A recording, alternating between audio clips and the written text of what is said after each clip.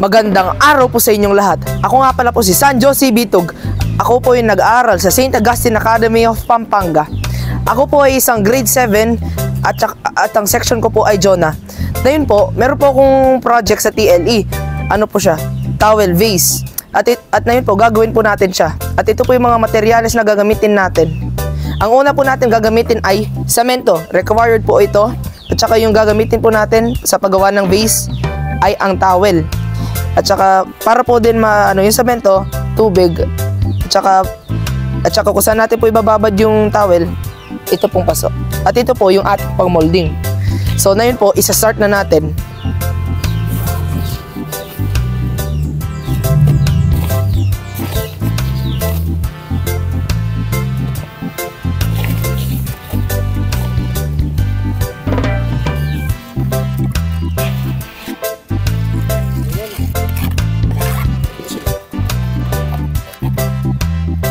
Okay na po yung ating mix at ibababad na po natin ito.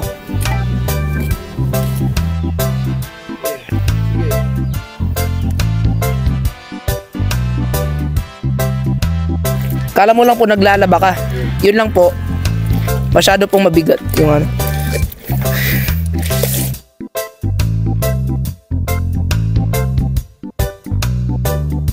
At ngayon po ilalagay na natin po siya dito sa ating molding.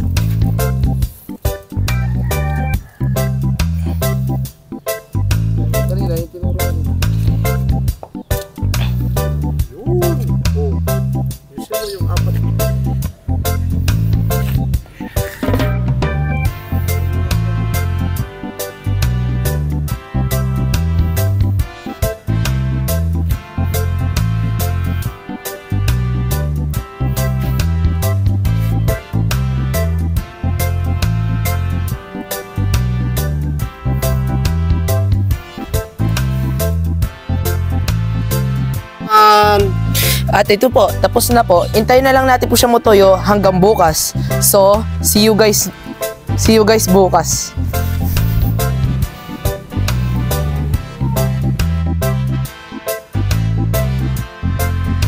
After 24 hours po, ito na po yung ating product.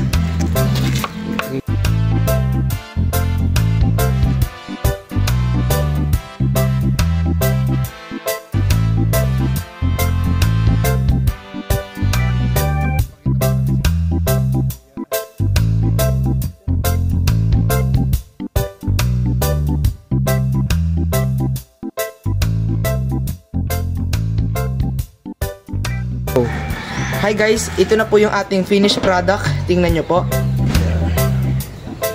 Pero di pa po ito talaga yung ating finished product dahil kukulayan po natin. Babalikat ko po kayo. Ito na po yung ating pintura at ang napili ko po ay red.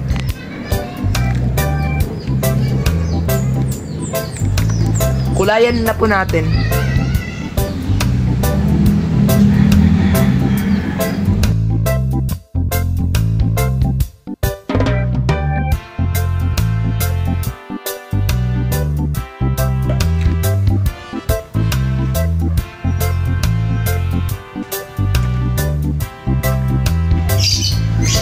Guys, ito na po yung ating finished project.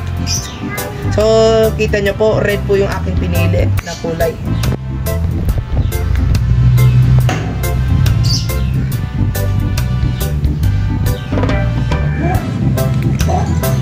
Bye guys.